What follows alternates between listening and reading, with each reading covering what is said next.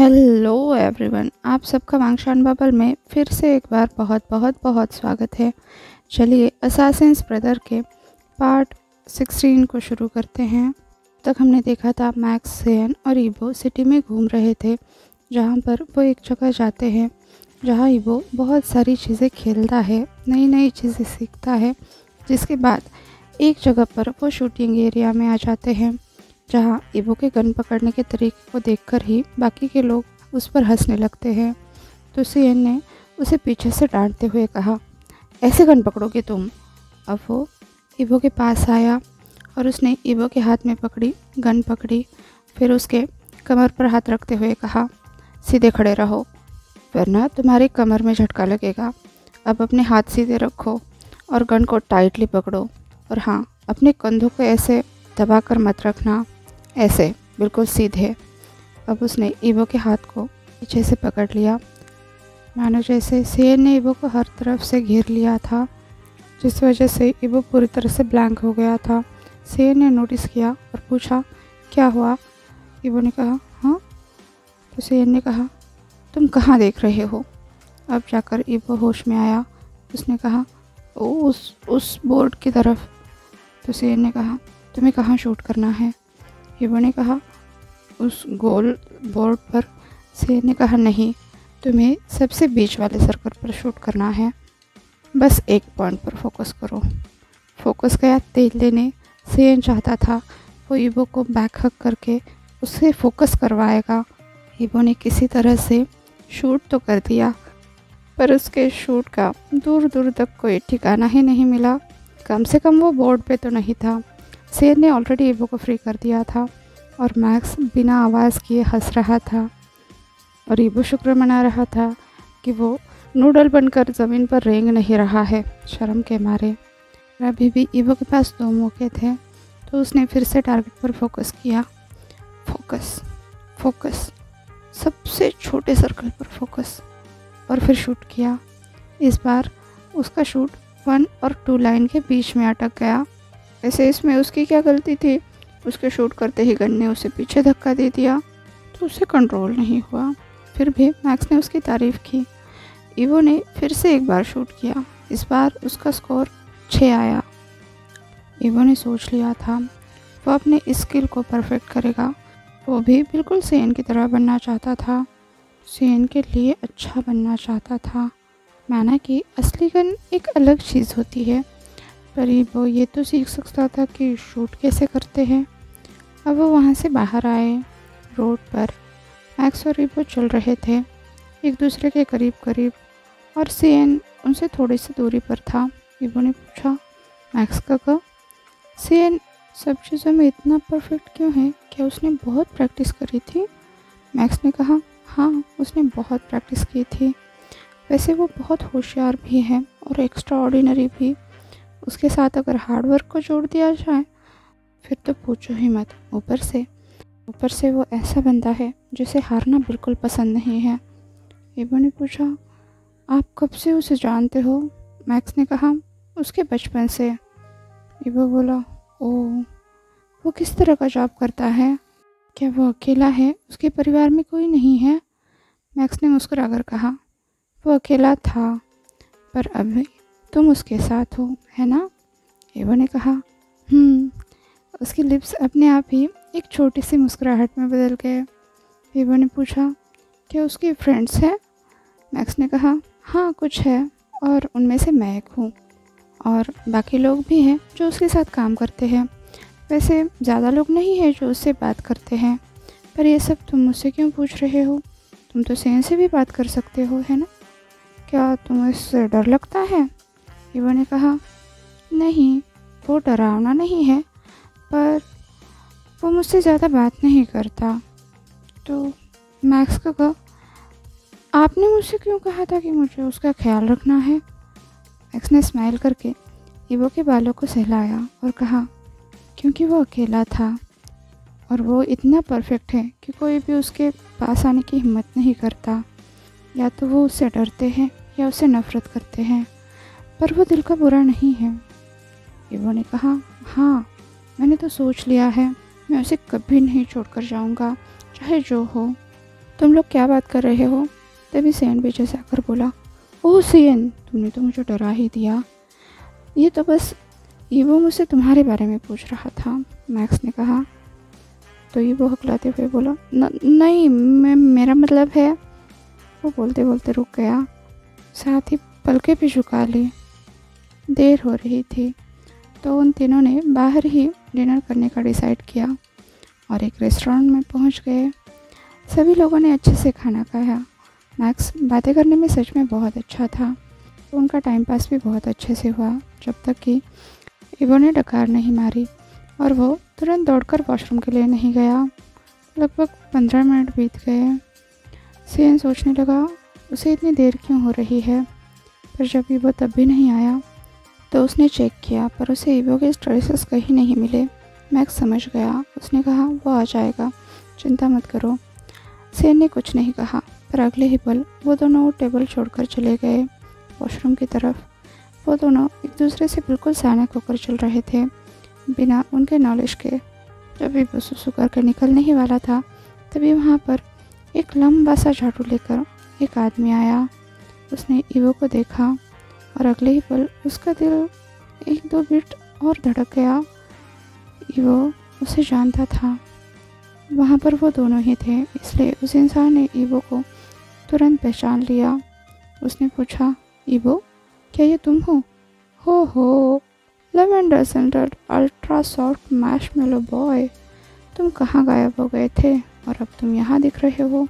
ओहो, देखो तो ज़रा इन कपड़ों को, क्या तुम्हें कोई रिच शुगर डैडी मिल गया है? पर मैंने तुम्हें ढूंढ ही लिया। वो आदमी हंसते हुए बोलने लगा, और अब तुम मेरे साथ वापस चल रहे हो।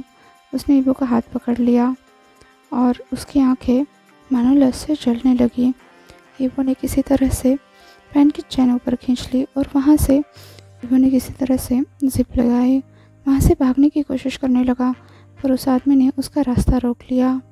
ईवो ने अपना हाथ छुड़ाने की कोशिश की, पर नहीं कर पाया। वो आदमी उससे बहुत स्ट्रॉन्गर था, वर्कर था, इसलिए ईवो से बहुत ज़्यादा स्ट्रॉन्गर भी था। वो कहने लगा, ओहो, क्या हो गया है तुम्हें बेबी डॉल? तुम छटपटा क्यों रहे हो? अब तो मज़ा आएगा, मैंने तुम्हें बहुत मिस किया। पर ईवो बस गहरी सांसें ले रहा था, एक एक कदम पीछे हट रहा था। उसने कुछ नहीं कहा, वो कुछ कर भी नहीं सकता था, क्योंकि उसका ट्रॉमा वापस आ रहा था। वो बस बुदबुदा रहा था, नहीं नहीं नहीं। उसकी सांसें गहरी हो रही थी, पर वो आदमी लगातार आगे बढ़ते हुए कहते जा रहा था, तुम अभी भी चुप हो बेबी? क्या हुआ? मैंने तुम्हारी आवाज़ को बहुत मिस किया, कम से कम थोड़ा रो तो सकते हो। हाँ, दुनिया की सबसे इरिटेटिंग स्माइल के साथ वो आदमी बात कर रहा था।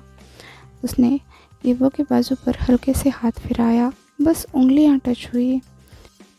फिर उसने ईवो का हाथ पकड़ लिया। दूसरे हाथ से उसने ईवो का दूसरा हाथ पकड़ा हुआ था। ईवो पीछे हट रहा था, साथ ही वो आदमी भी आगे बढ़ रहा था। ईवो पीछे जाकर दीवार से टकराया और वो आदमी कहने लगा, हे बेबी डॉल, तुम बहुत बदल गए हो। मैंने तो तुम्हें पहली नज़र में पहचाना ही नहीं। तुमने तो अपने बाल भी कटवा लिए, अच्छे कपड़े पहन लिए, तुम और भी लंबे लग रहे हो। पर स्वीट हार्ट, तुम अभी भी हमारे ईवो हो। उसके चेहरे के एक्सप्रेशन चेंज हो गए और वो बोलने लगा, तुम जहाँ के हो, तुम वही होना डिज़र्व करते हो। क्या तुम्हें हमारी याद नहीं आती? तुम सिटी में कैसे आए, किसके साथ? नहीं नहीं नहीं, ईवो बड़बड़ाए जा रहा था। उसकी कंडीशन थोड़ी भी नहीं बदली थी। वो अभी भी गहरी सांसें ले रहा था। उसका सर दर्द करने लगा था। उसके शरीर में बहुत सारे चेंजेस हो रहे थे। वो तो बस ये चाह रहा था कि वो किसी तरह से बेहोश हो जाए, कम से कम फिर उसे इस आदमी को देखना तो नहीं पड़ेगा। जिस किसी चीज़ से वो गुजरेगा उसे उसकी याद तो नहीं रहेगी। वो आदमी फिर से बोलने लगा, तुम बहुत प्यारे लग रहे हो, फिर भी तुम छुपने की क्यों कोशिश कर रहे हो? अच्छा, तो तुमने अपने हाथ नहीं धोए। चलो, मैं इसमें तुम्हारी मदद कर देता हूँ। ऐसा कहते हुए उसने ईवो की एक उंगली उठाई और तुरंत उसे अपने मुंह में डाल दिया। ईवो ने अपने आप को और छोटा करने की कोशिश की, आंखें बंद कर ली। उसे बहुत गंदा महसूस हो रहा था। अपने होंठ चबा लिए। का दूसरा हाथ अपने आप ही गंदे बाथरूम वॉल पर पहुंच गया था। वो अभी भी बड़बड़ाए जा रहा था, नहीं नहीं। उसने एक सेकंड के लिए अपनी आंखें खोली। उसने वहाँ की ज़मीन पर थूक दिया। शायद से वो वहाँ पर कुछ और भी उल्टी करके डालना चाहता था, पर वो कुछ नहीं कर पाया। वो मैन अभी भी क्रीपीली हंस रहा था, कह रहा था, तुम्हें कैसा लग रहा है बेबी डॉल? ईवो को ये सब बिल्कुल भी अच्छा नहीं लग रहा था, पर वो आदमी बड़बड़ाए जा रहा था, क्या तुमने अभी थूक दिया इस चीज़ के लिए? तुम्हारी इतनी हिम्मत? ठीक है, क्यों ना तुम कुछ और अमेजिंग चीज़ों को ट्राई करो। तुम्हारा गला सूख रहा होगा ना, इसलिए तो तुम गाना नहीं गाते। ईवो हिचकियाँ देते हुए अपने पैनिक अटैक से जूझ रहा था। तभी उस आदमी ने अपना बेल्ट खोलते हुए कहा, चलो यहाँ पर एक क्विक राउंड कर लेते हैं, तुम्हारा इस बारे में क्या ख्याल है? पर ईवो ने अपना चेहरा उस मैली वॉल की तरफ पूरी तरह से झुका लिया। वो अभी भी बड़बड़ाया जा रहा था, नहीं नहीं नहीं। पर उस आदमी ने ईवो के बाल पकड़ लिए। पता नहीं कैसे ईवो अब अपने घुटनों पर आ चुका था। वो आदमी बड़बड़ा रहा था, अब तुम साधु बनने की कोशिश कर रहे हो? क्या तुम भूल गए तुम गंदी नाली के कीड़े हो? जो कि सांसें उसका साथ छोड़ रही थी। पर वो आदमी कह रहा था, जैसे तुम हो वैसे ही तुम्हारी माँ थी, तुम्हारा बाप भी।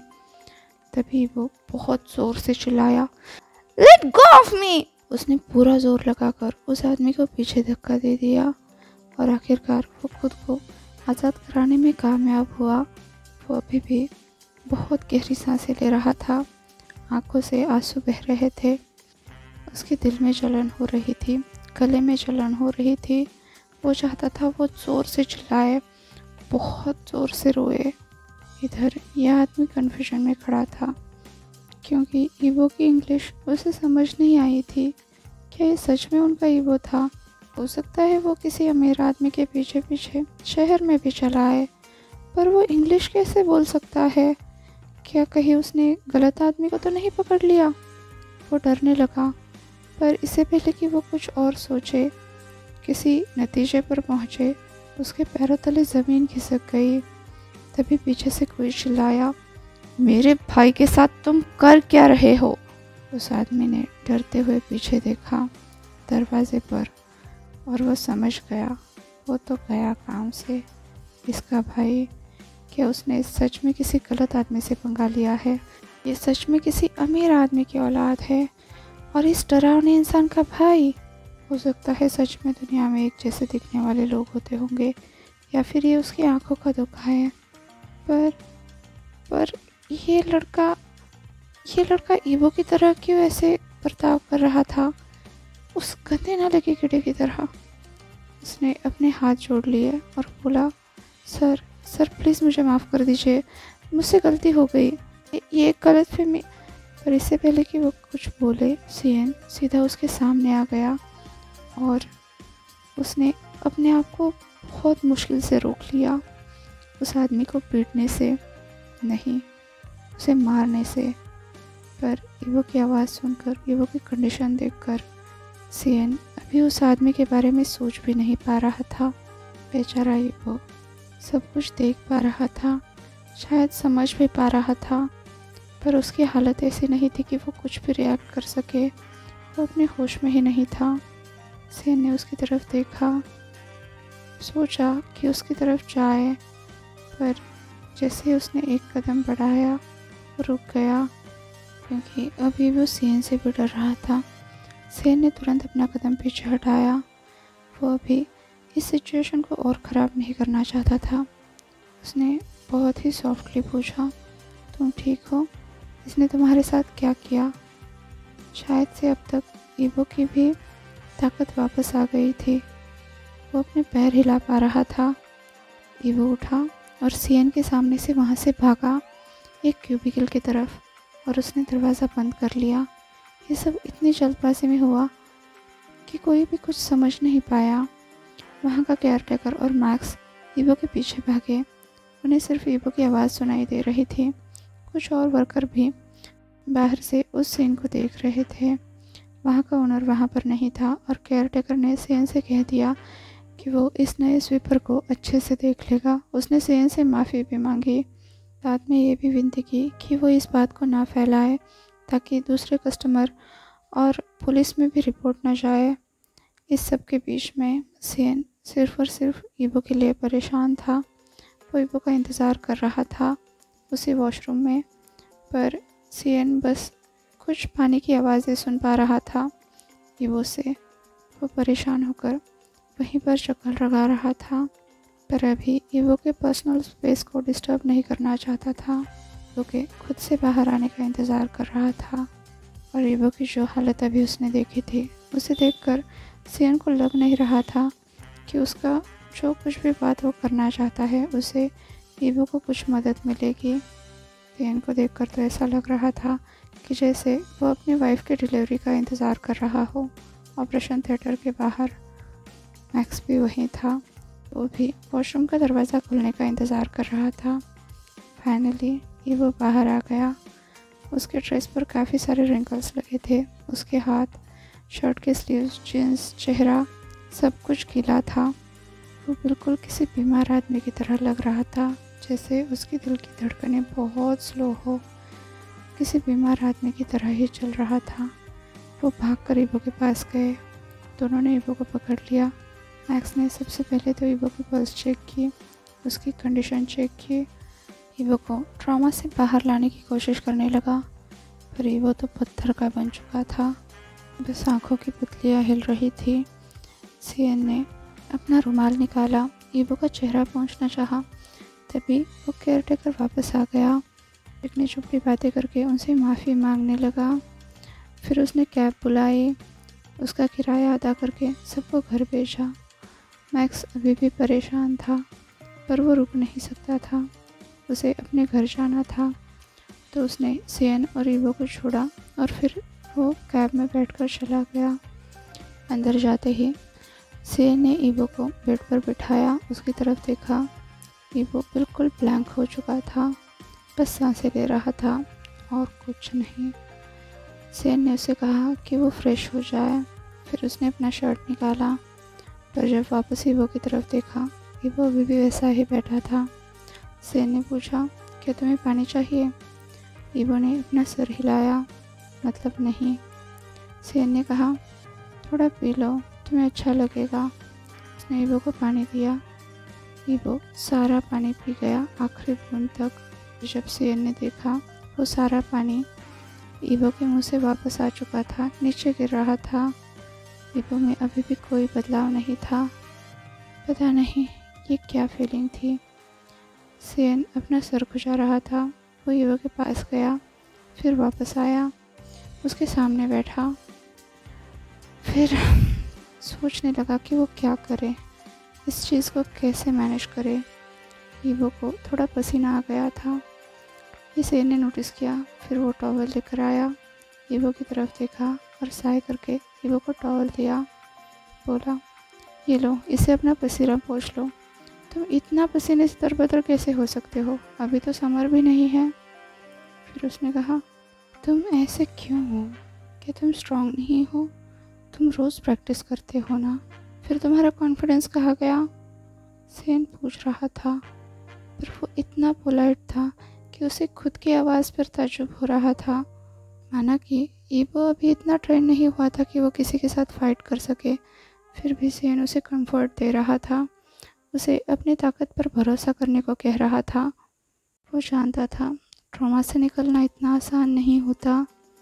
शायद से ईबो भी बहुत ट्राई कर रहा होगा स्ट्रॉन्ग रहने की। एक इंसान अगर बाहर से कुछ दिखा नहीं रहा है, इसका मतलब ये नहीं होता कि वो अंदर से परेशान नहीं होता। बस उसे ही पता होता है कि वो किस जंग से होकर गुजर रहा है।